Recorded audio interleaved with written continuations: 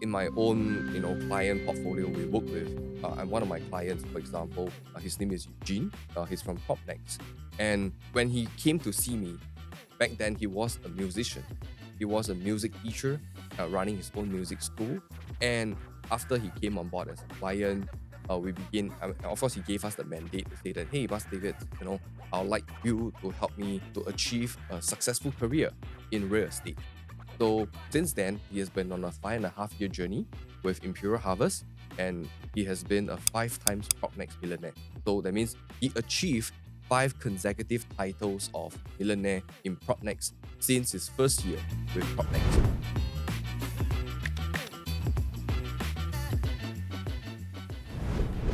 Welcome to the Financial Coconut Chills episode, and this is a takeover by Don and Anthony. Yeah, and Reggie's not here today. And this episode is actually quite interesting because we're just wondering, given all the Ralph strategies and interviews that we've done on this channel, could it be for some people that maybe their fate and their Ralph outcomes are actually written at birth?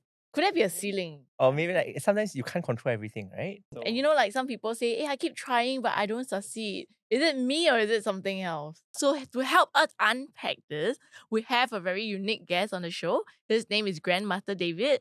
We'll let him introduce himself. Hi everyone, I'm Grandmaster David from Imperial Harvest. I've been practicing Imperial Feng Shui for more than a decade. wait, but you look quite young. So when did you actually start? Like how did you get started on journey with Feng Shui? I graduated from NTU, and after that, I started my Feng Shui practice since I think more than 13, 14 years ago. I learned accounting, and then after which, I stepped into Feng Shui. So this is like a practice that I inherited from my dad. My dad has been practicing Feng Shui for many years, and then since young, I've been learning from him.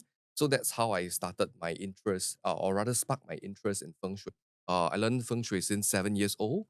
So since then, I've always been learning about 八字、奇门, I Ching, Wei, and different discipline of Feng Shui itself. And of course, the rites and rituals that power the different Imperial Harvest treasures acquired by our clients. All this have been taught to me by my dad since young. Hey, Anthony, you actually did some feng shui reading when you moved into your new home, right? Yeah, no. So before I buy, I must do Feng Shui reading. Every year also do Feng Shui reading. My kids' Chinese names also got picked by a Feng Shui master. Also, of course, too Oh. many Chinese characters. I don't know where to pick, right? Okay, mine wasn't picked by a feng shui master. What made you do it then? I think in a sense there's, I mean, you can call it a lot of things, right? But it's also a matter of a personal belief, whether it works, doesn't. Like you can't, as I said at the beginning, like you can't control everything. But what you can control, if it even potentially helps, then you try it. And Grandmaster David, do you see a lot of your clients come to you for like Ralph readings, and what do they usually do when they come to you for a reading? I think they come to me for various subject matters, can be career, can be business, can be sales, can be for fertility issues, can be for uh, basically every other matters under the sun. I think they will come to consult me. In fact, actually, I mean, speaking of which, right? I mean, we have got clients literally from different professions, whether they are lawyers, bankers, real estate agent, financial advisor, business owners, career professionals, civil servants, teacher, nurses. Yeah, basically all walks of life. Okay, maybe to help us demystify this a little bit, for those who have never been exposed to feng shui or 八字, could you share with our audience what exactly is it? How would you describe it? I would say at the really core essence of Imperial Feng Shui, the Feng Shui practice that Imperial Harvest practices would be 移星换斗,斗转星迁. So if you think about it, right, the whole idea of 移星换斗 means we're shifting the stars. So how does it work? Basically, we look at the energetic blueprint of our clients, and then that is plotted based on their birth details. And then from there, we identify what elemental forces can be shifted within their destiny chart or their homes and offices so that they can achieve the ideal optimal outcome. So this is how Imperial Harvest we look at. Okay, sorry. Then just taking a step back, right? When you say the birth characters, or that's the 八字. Correct. And then you also keep mentioning, oh yeah, this you practice Imperial Feng Shui. Are there other types of Feng Shui? I think what we mentioned about other types of feng shui is what we term as classical feng shui. So feng shui at its roots itself originated from the imperial courts. So that's called imperial feng shui. So that's the feng shui that's practiced by the Chinese emperors, by the royal families. And then, of course, there's another branch of Feng Shui. Because in the good old days, right, there are Feng Shui masters who, after they retire from the imperial courts, they started to practice the Feng Shui for the commoners. And that's when the branch of classical Feng Shui begin its roots. So if you think about it, right, classical Feng Shui basically is the diluted form of Imperial Feng Shui. So they take perhaps like instead of implementing crystals, jadeite mountain, they took the form of maybe water feature or some garden rocks that they would place in their homes or even saltwater cure, things like that. So that's essentially what classical feng shui is about. If you look at the core of imperial feng shui, there's a very strong element of destiny engineering. So destiny engineering means instead of looking at your predestined fate, we ask ourselves, how can we augment the energy of yourself and your home energetic blueprint to create the favorable outcome? In that case, can you shift what your predestined fate is? Yes, of course. I think that's why, I think maybe use case studies as will be a very good example. In my own, client portfolio, we work with, and one of my clients, for example, his name is Eugene. He's from PropNext. And uh, when he came to see me, back then he was a musician. He was a music teacher, running his own music school. And after he came on board as a client, we begin. Of course, he gave us the mandate to say that, hey, Master David, I'd like you to help me to achieve a successful career in real estate. So since then, he has been on a 5.5 year journey with Imperial Harvest, and he has been a 5 times Propnex millionaire. So that means he achieved 5 consecutive titles of millionaire in Propnex since his first year with Propnex. So Mm. if you look at it in the grand scheme of thing, right, he has consulted other feng shui masters before, and his other feng shui master told him that, hey, Eugene, you're not suited for a career in real estate because your bazi is not meant to be a salesperson. And if you look Oh, at his whole corporate DNA or his whole career arc itself, he's always been a musician, a math teacher since day one. so But did you see the same thing in his 八字 reading? yes. In fact, actually, when he came to ask me, he must David, am I suited for a career in real estate? I told him that if you want to look at it from the classical feng shui, classical bazi perspective, it would have been probably about a 30% alignment with that career. Because if you look at how you have always been, practicing your or how you have always been in your career, uh, none of it would have involved a sales element. Because before he came on board as a client, he told me that the most expensive thing he has ever sold in his life as a music school, operator is the June holiday camps, the December holiday camps. So to transform that, sales, process into selling a multi-million-dollar home, that would have been a very different, that would have required him to change his personality, change himself from inside out. But he didn't change himself. He's still the same person I knew 5.5 years ago. And uh, the only thing that changed is his financial status, is his achievement. So what changed then? Since his wealth ceiling or his predestined fate was not to go into sales, it's not in alignment, then how did that shift into a 5 times millionaire? It first started off with a Bazi consultation. We begin by reading his Bazi chart to identify what are the elemental constraint that is blocking, obstructing his path. And from there, we begin, creating the energetic alignment by introducing the suitable Imperial Harvest solutions, Imperial Feng Shui solutions for him to carry, for him to wear, for him to place at homes to create that perfect alignment. So since then, right, from someone with who started off as a real estate rookie with no wealthy family background, no significant advantages that he can bring over from his career. Let's say, for example, if previously you are a sales professional, you would have carried over some sales experience. But Eugene also mentioned, and even in our own podcast show as well, that he's like a white piece of paper, no experience, but he managed to accomplish what he has accomplished. So in a sense, it's a bit like, okay, you look at the birth characters, you see, okay, you have more of this element, less of this element, and then it's a bit of adding features to round out the profile. I think that's a very good way to put it across, I think is, let's say for example, if you're running operating a vehicle, right? Perhaps you're born, the wheels are missing, the steering wheels are missing. If you see how the process of destiny engineering work is, we add in those features back, restore so that the car can be functioning properly. That's exactly how we support our client as well. So in this case, right, you mentioned this was a 5.5 years journey with you. How often would one have to seek out a feng shui master in that kind of time to achieve what they need to achieve?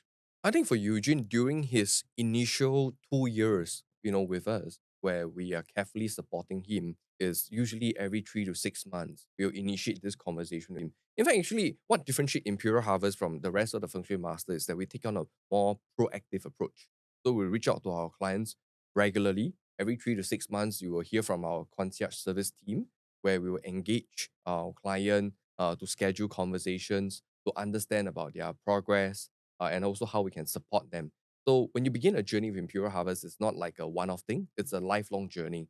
So to add on, right, Eugene, when he first came on to consult me, he was already a father of three, and back then, he was doing his music PhD, running his music school, and on top of that, doing real estate.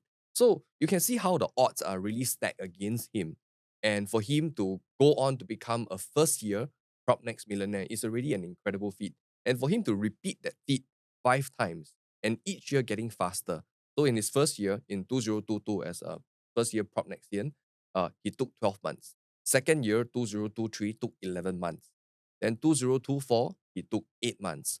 2025 took 6 months. This year, he took 3.5 months to clear his Prop Next Millionaire. I think a lot of time, if you look at it, right, this 5 years already map out. I mean, those 8 people who are in real estate, you already know that every year the sales narrative for real estate is different. The market is different. People buying intention is different. The market profile, the buyer profile who enters the market will be different. So your strategy also need to evolve every single year. And to get those strategies, to get your intuition aligned with the market and your business plan, your marketing plan, everything perfectly aligned over the course of 5.5 years is an incredible feat because, any misstep, he would have missed a millionaire. And usually, if you get it once, perhaps you are like a one-trick pony. If you get it 5 times, then I would say that's alignment at work. Then can I ask, in this age of AI, so I have a friend who just throws everything into tools like ChatGPT, or if you may, since Feng Shui has Chinese origins, then DeepSeek.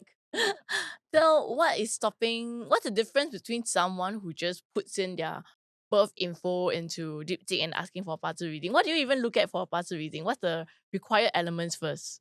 I think this is the part where, I think previously I also made this prediction that AI will replace 99% of the feng shui masters in today's market itself. And I think my forecast and my insight on that, the reason why I make that forecast is because most of what, today's feng shui master practice are commercialized feng shui practice that does not carry authentic lineage. Now, the problem with today's feng shui market is that if you notice, a lot of the masters they are course graduates. They are self-studied feng shui masters. You read from books, that is sold from Taobao. Then all of a sudden, this group of people became feng shui masters, or they read those English, those feng shui books that are written in English, and they decided to become feng shui master. They start a Facebook page, start an Instagram page, or in today's context, a TikTok page, to do some TikTok videos, AI generated videos, and these people became feng shui masters. AI will replace exactly this kind of category of feng shui masters because first thing first, whatever they produce are cookie cutter templated reports. Sometimes, maybe just a few years ago, I can share with you a feng shui trend that was really popular. They did this. A lot of feng shui master like to sell you 八字 reports, and this 八字 report is 100 pages. So you'll be thinking, wow, this master 这么有空去写一个100篇的一个 report. So out of curiosity, right? Naturally, I also ask my staff, can you buy a copy or not? Go and read this. Because it only costs like $200. What? Why not get a copy? 100 page. 这么有划算, right? So worth it.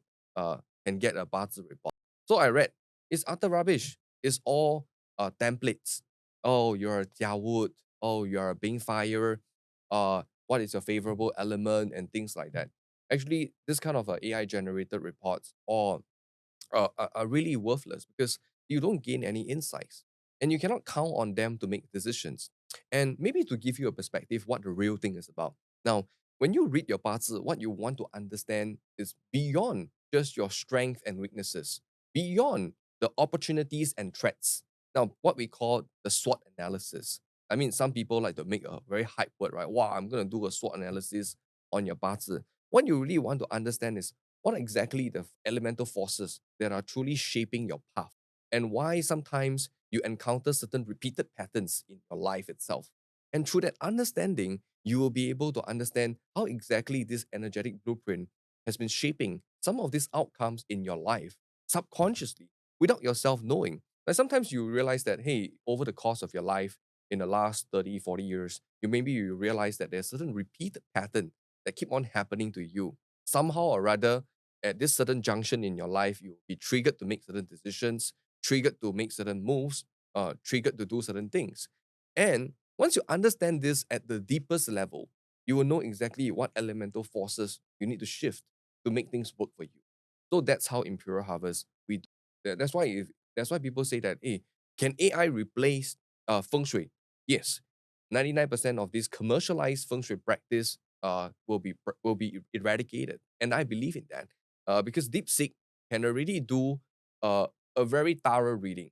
But I can also tell you, right, I've played with all the AI models. You had a client who used DeepSeek and put in their 八字 and then asked for a reading versus you read the 八字. Is there a difference in the outcome? Yes, 100% different. And I would tell them that first thing first, why DeepSeek models or even why ChatGPT, Gemini, Claude, they got it all wrong.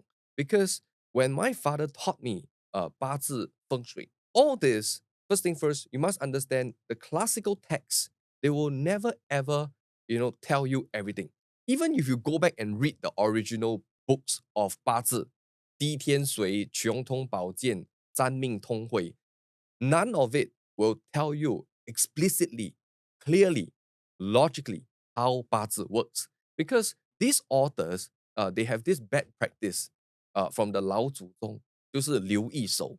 Everything that they write is all in cryptic languages. You need proper oral transmission, authentic lineage to truly understand the real deal, the real know-how, not something that AI can comprehend. So that's why people ask me, hey, Master David, wow, all these AI models are coming out and it will only get smarter over the years. Are you worried? I say, no. First thing first, every knowledge, every single thing that we practice are proprietary. They are closely guarded. We don't go around, teaching people, starting seminars, starting classes. First thing first, if something is meant to be guarded, meant to be a secret, why should we teach it? I mean, it's not like we will give away all this proprietary, all this very precious know-how to random people. Why do I do that? Because you need to understand, right? Feng Shui is a very powerful tool. Like what I mentioned, if I help someone, my client like Eugene, just now I mentioned him, is a 5 times one expert. Imagine he's a roach agent. He's an agent that will sell you unprofitable houses, and he will sell you houses that will benefit him, but not the clients. How many potential people or how many clients, people, homeowners, would have ended up with the wrong houses? It'll be a lot. So that's why we are very selective of who we work with. We want to make sure that we work with people with a good heart, more than just because you want to be a prop next millionaire, I need to onboard you as a client. I think that's why I think people always get very curious. Like, hey, I noticed Imperial Harvest, you offer complimentary 八字 consult. Now, that's actually a process for us to review, assess the conversation with the client, to read your 面相, to read your 八字, to have a proper assessment of whether this client will be a good fit for us to work with. Because client fit is very important. Because when we hold a conversation with the client, I think we want to make sure that this conversation leads to an ideal outcome that we can all commonly agree upon. Like, hey, if you want to hit this target, then you want to hit this goal, then first thing first, are your values and principles aligned with our company values, which is honesty, integrity, righteousness. All these are very important for us because we know how powerful these tools can be, and we don't want people to misuse it and abuse it. Because So there's a bit of a selection process. Like not only your clients selecting you, but you also select your clients. I think the selection goes both ways. I think when client choose to work with us, they know that this is a lifelong journey that they are embarking on with me. Because as the master, as the principal consultant of Imperial Harvest, I lead all the conversation with clients. I mean, to me, some feng shui masters, they like to delegate the consulting duties to the sales advisor. They like to delegate the consulting duties to the sales director. Some feng shui master, they love to do that. In fact, actually, some feng shui master just say, "Oh, I retire already. So now, if you want to see me, right, you have to go to my sales advisor." And you know what I heard from clients who go and visit such consultancy is that the sales advisor just tell the client use iPhone as the compass to measure the house. Then I tell all those clients who came over and say that if iPhone can do feng shui then 这个罗盘不要用了 because the 罗盘 itself right contains so many formulas. If you tell me you can remember the 30 formula enshrined in the 罗盘, either you're a genius or you're a fraud. So So it's more than just need to face north, need to face west, that kind of stuff. yeah, exactly. The whole idea of feng shui, right? Why we use such a complex feng shui compass is because there is a need for such sophisticated tool. It's not because it's a decorative tool. Some of the feng shui master, I mean, who do not know anything, they hold a 罗盘, but they only read the outermost ring to identify, 这个是350度, 这是15度. Then I say, 这样子你就不是一个真正的风水 you probably don't know anything about it. Or those feng shui master who tell the client use iPhone can see feng shui one, own self can assess one. 那个就是神棍来的啦. I mean, I mean, if you can do that, I can do that myself. Yeah. Right? That's the So, kind so that will do get you replaced use by your AI. iPhone to do, or you engage a real master to come in? We have, I think it depends on different things. But I think just to go back to this whole idea of your feng shui, right? I think there's this general thought of like 一命二运三风水 and 是 something else lah. Forget 四 already. 读书五积德六明智 There we So go. Wait, I'm lost. Can Okay, translate. so first, let me try. First, 一命, right? So that is one a bit like your destiny, right? And this is like order of priority. 二运, that's your luck. And then 三 feng shui, what we're talking about today. And then 4 is what? 读书?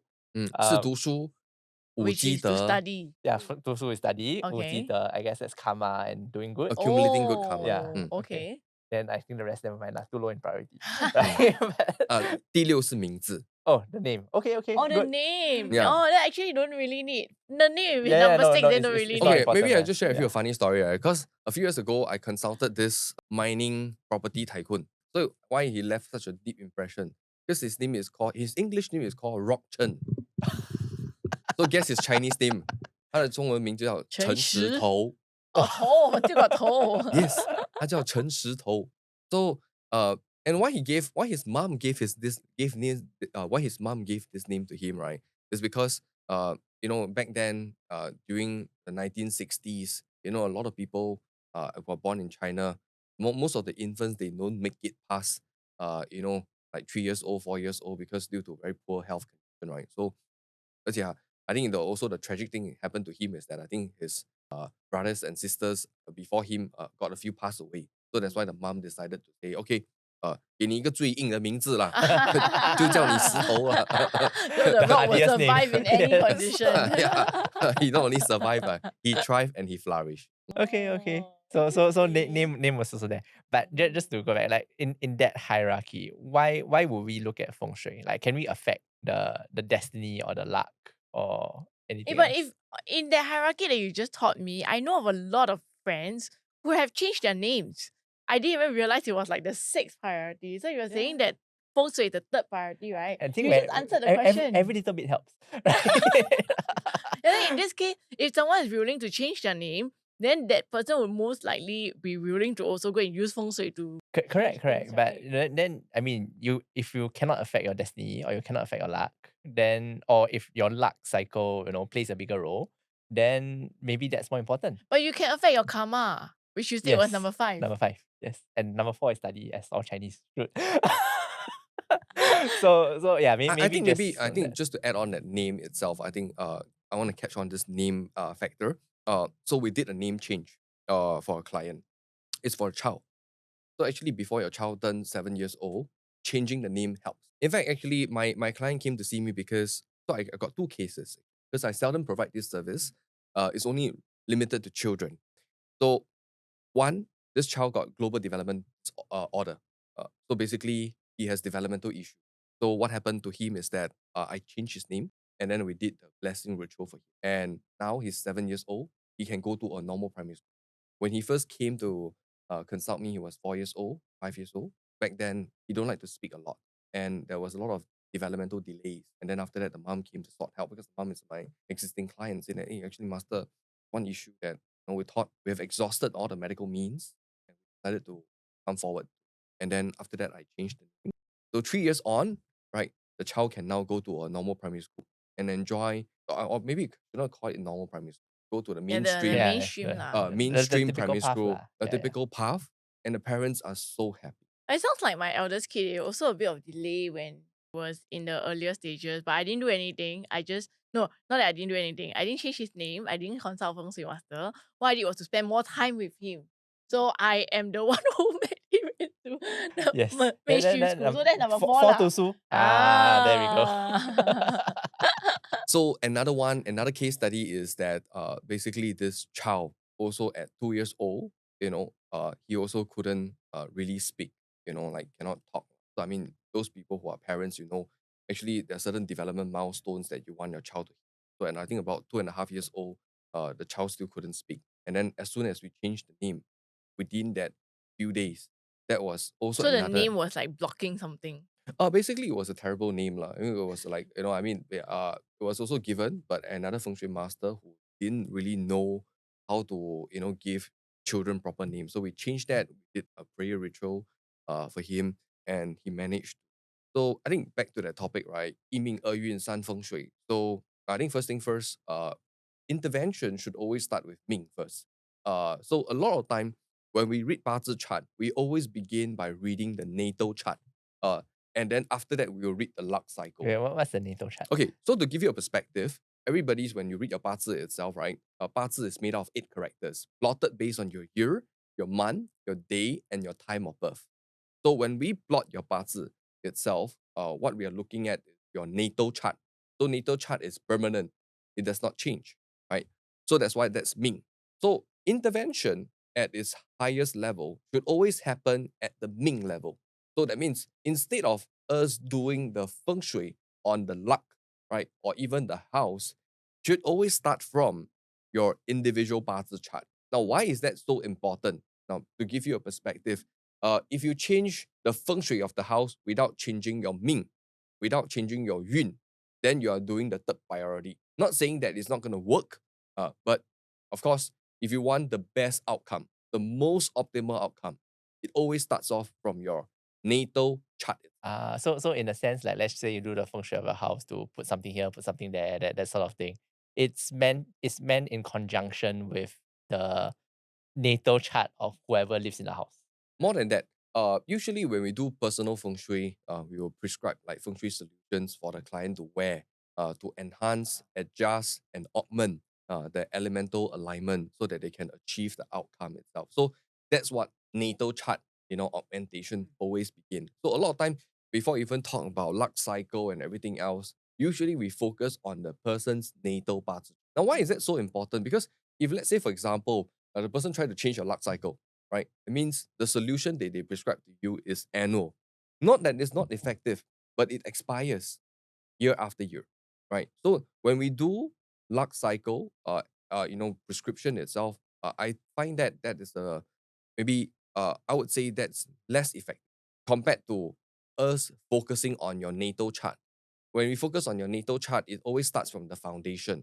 Then gradually we moved on to your luck cycle so that the intervention will be permanent and you can enjoy lasting results. And a lot of time, what we do for our client, why many people refer their friends, their family members over is because they not only see transformation in themselves, they also see the transformation happening for their family members, happening to their family members. They saw very good outcomes. So that's why, I always tell people, if you think feng shui is placebo, great.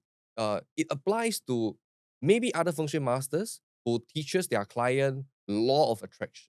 So I have seen some feng shui master, you know what? They tell their client to do.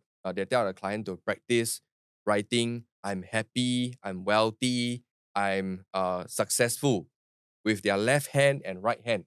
Then after that, tell their client, you must submit your homework to me after 7 days of doing your feng shui, 14 days and 21 days. Then I say that that's real placebo because first thing first, you're training your client psychologically, right? But for Imperial Harvest, we never tell our client to do all this kind of nonsense. The feng shui should work on its own. If it is placebo, law of attraction, positive affirmation, then yes. I always tell them this kind of thing are gimmicks. Gimmicks cannot last. And for us to have a community of clients, for clients who are willing to come on to even our own podcast show to share their experience over how many years? 5 years, 10 years. That cannot be placebo. Because So do your placebo, dad's clients, right, who consulted him back then, do they continue with you now, or do their children or the next generation of their lineage continue with you because of that? yes, we have.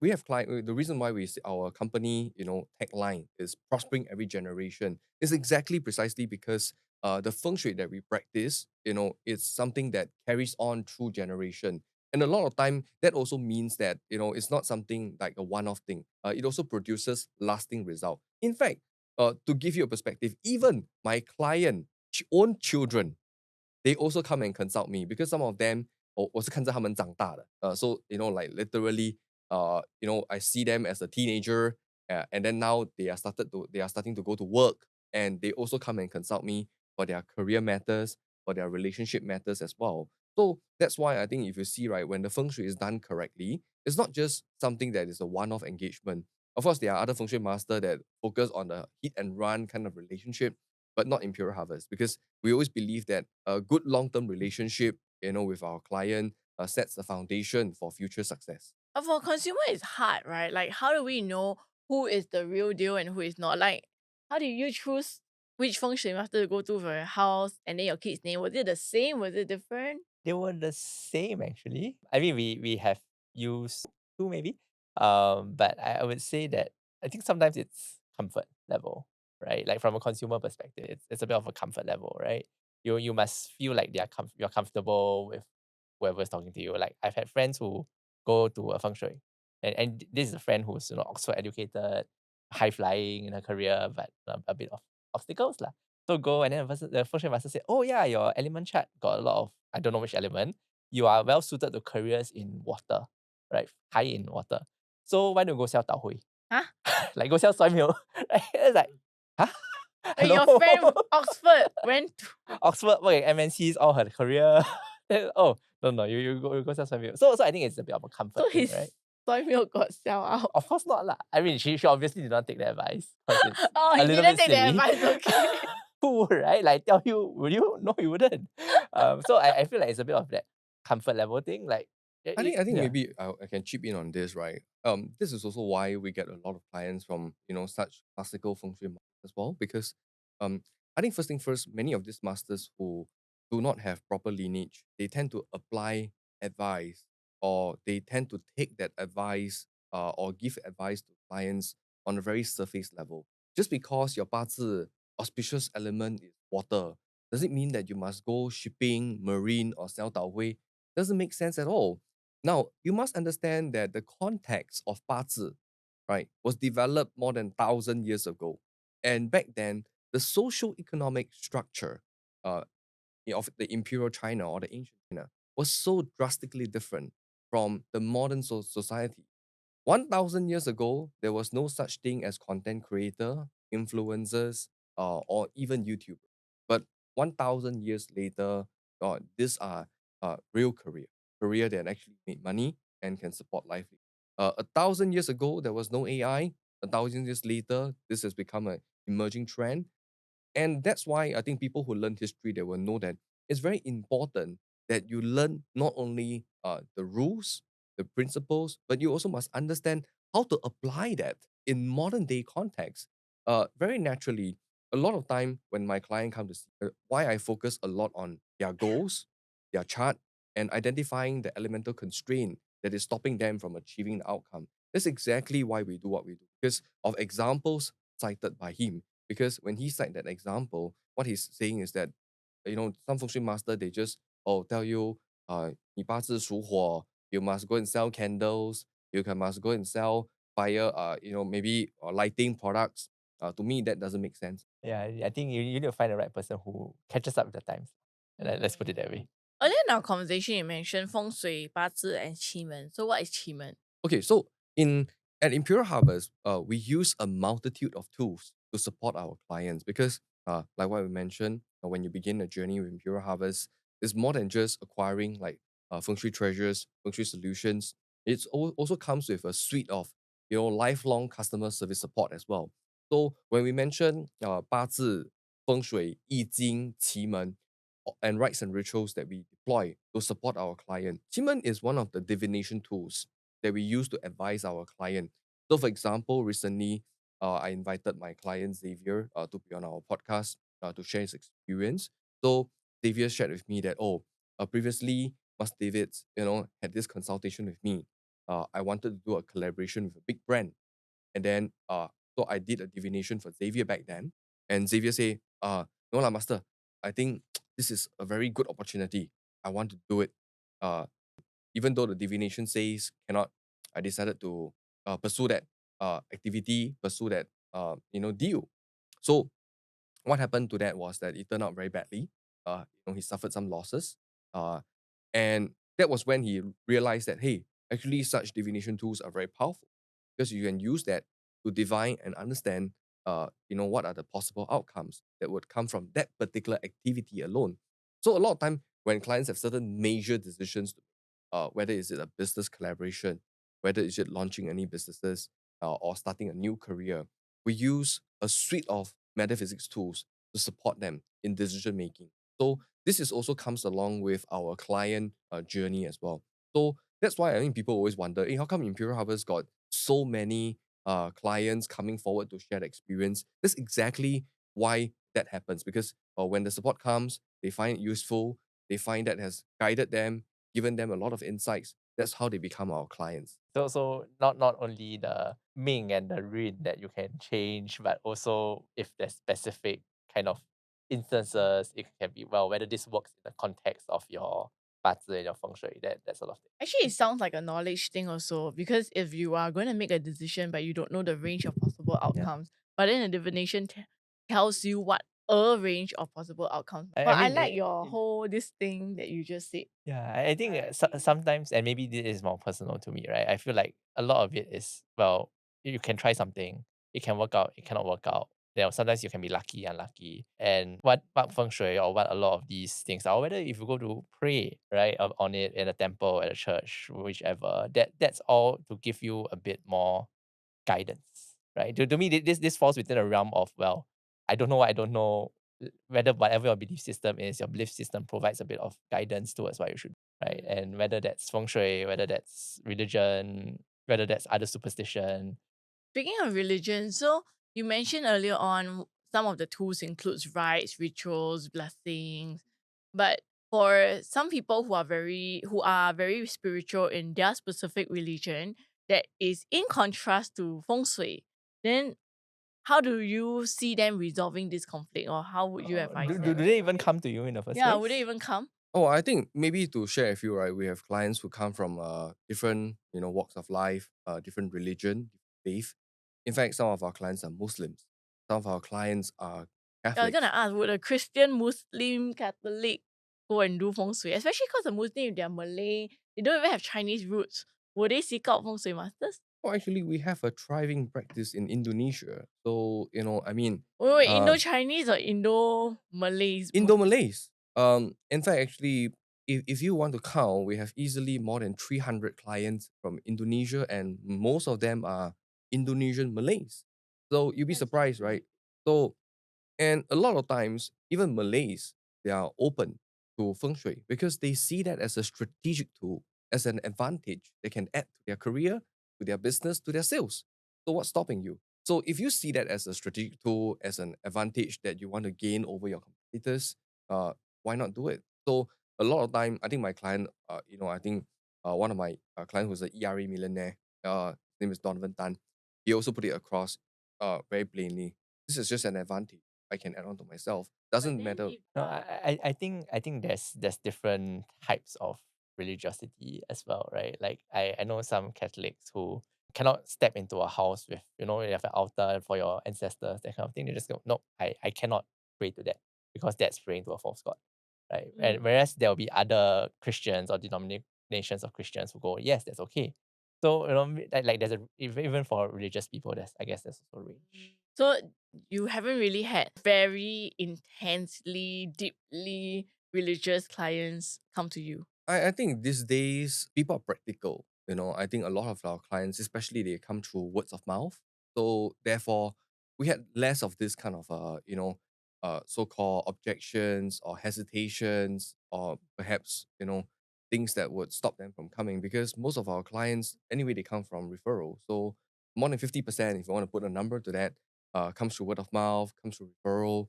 So that's why we value every client a lot, right? And that's why I think when they come through the doors, they already have their concerns addressed because another fellow client would have told them, "Oh, you come here, this is what you can expect. This is what they will help you with," and naturally it becomes a lot easier. Okay. I can see that framing. But then I think just to bring it back to what I wanted to ask about. Thanks, Don.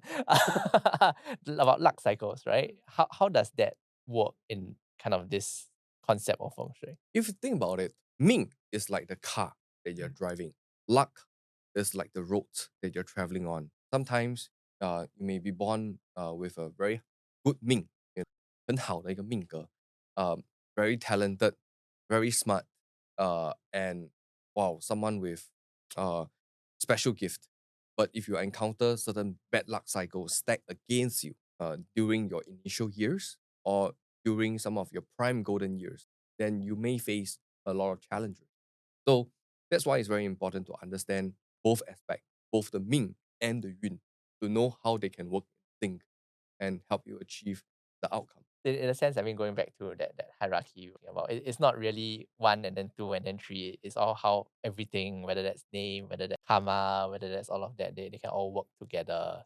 Can someone whose Ming, right, whose 八字 or whose fate does not have things like a wealth star be wealthy or be good at managing money? Would that explain why like so many people in Singapore are getting into debt and failing at their businesses because they lack a wealth star? I think that this misconception came about, right? Because a lot of the classical Bazi masters started conducting seminars, courses, and they tell you that if you don't have a wealth star, you'll be destined to be poor.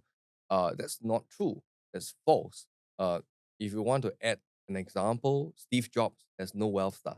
Well, Zero. zero. If you look at his Bazi chart, is he poor? Definitely not. These So days, does Elon Musk have like many wealth stars? well, if you look at Elon Musk's Bazi chart, he has wealth star one, not a lot, but good enough. Now, in Bazi chart, wealth star, the role of wealth star is sometimes overstated. Sometimes a lot of masters say, "Wow, you need to have wealth star," but these days there are so many ways you can create wealth, not necessarily through wealth star. Now, if you have wealth star, you could be potentially a good investor because you know how to deploy your financial resources, right? I have seen the Bazi chart of a very good, very skilled commodities trader. He has got good wealth stars positioned at the right place in his Bazi chart. But that does not mean you will be poor if you do not have any wealth star in your Bazi chart. So a lot of time, I think through this kind of examples, you understand and appreciate the more deeper nuances of Bazi. It's more than just heuristics that are taught by classical Bazi masters. That's why when you understand Bazi on the deepest level, you know exactly how you can potentially augment the energetic blueprint of the person to achieve the ideal outcome. So that's exactly how it works. So just to be a bit more concrete about it, right? Like let's say Steve Jobs, for example, like he doesn't have a wealth star, but what else was there within his chart that potentially led to?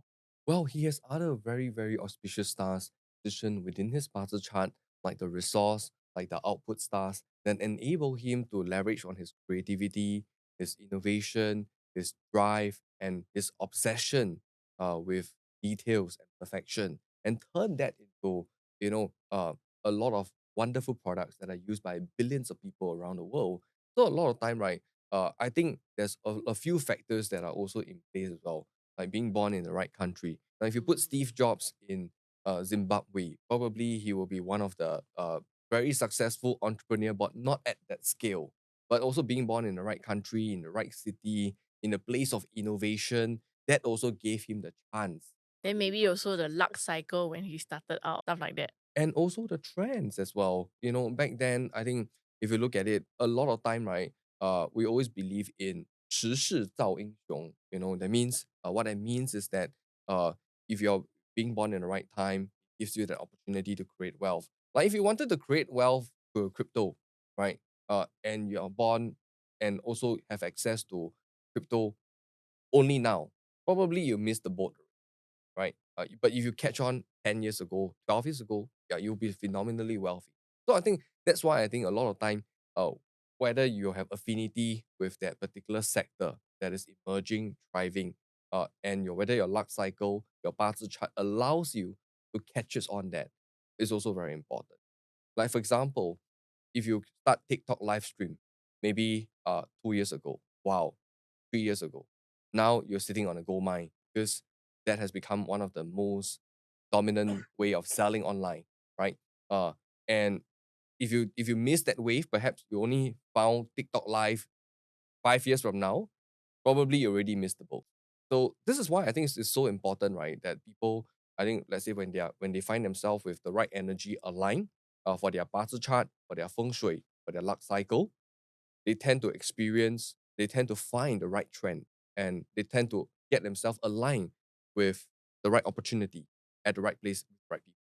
So to wrap up our thoughts on this, what would you say to the skeptical listener who is like, anti feng shui or who has never tried feng shui before, to encourage them that maybe they should? Well, I think the way we like to frame this is that, I mean, if for people who like to have this advantage, have this unfair advantage, added onto their career arc, to their business, feng shui is always available. But at the same time, right, I always, I think this is also how, I've always been telling myself since day one, because feng shui is such a powerful tool, especially in Imperial Feng Shui. We also want to make sure that when we do feng shui for our clients or potential clients, they are also people with the right values, aligned with our brand, the principles that we stand for, and not just do it for anyone else. I think like the example I mentioned, earlier on, if I help someone, to achieve their Propnex ERA millionaire title, it also means that that person will help a lot of homeowners to find their next house. But if the person has the wrong values, and that would mean that thousands of potential homeowners would end up in houses that they will lose money, or houses that would, not be beneficial for them. So a lot of time, we always work with people with the right values that is aligned with our brand and the principles that we stand for. Okay, then maybe let's flip that around a bit, right? So who would be the kind of people that you would be of most help? I think clients who get the most benefit from our services are people with very clear goals in mind. They know what they want to achieve. And I think, let's say, for example, some people say that, oh, if I feel stuck, if I feel lost, what can Feng Shui do for me? I think exactly people must understand, why do you feel stuck? Why do you feel lost in the first place? Right? It's because you have met with a lot of obstacles, a lot of challenges, a lot of roadblocks. That's when we come in and support them to help them to achieve that alignment so that things will become smoother and fall in place. Now, if you think about it, why do some people want to change their career halfway? That's probably because they've encountered certain ceilings, certain roadblocks, certain obstacles. So that's where my role come in to help them get that alignment in place so that when this energy start to flow through positively and different phases of their life, they start achieving different milestones, different goals. So that's exactly how Imperial Harvest we support our clients. So if you enjoyed this episode on feng shui and your destiny, let us know in the comments. Would you seek out a feng shui master, or have you sought out a feng shui master? And if you like content like this, let us know too, so we can do more episodes to bring you guys interesting insights like this. So we hope you've enjoyed this conversation about feng shui, and it gave you some things to think about, which even me myself have not previously considered. I learned some new stuff through this I conversation. learned too, even having done previous feng shui readings, so that's good.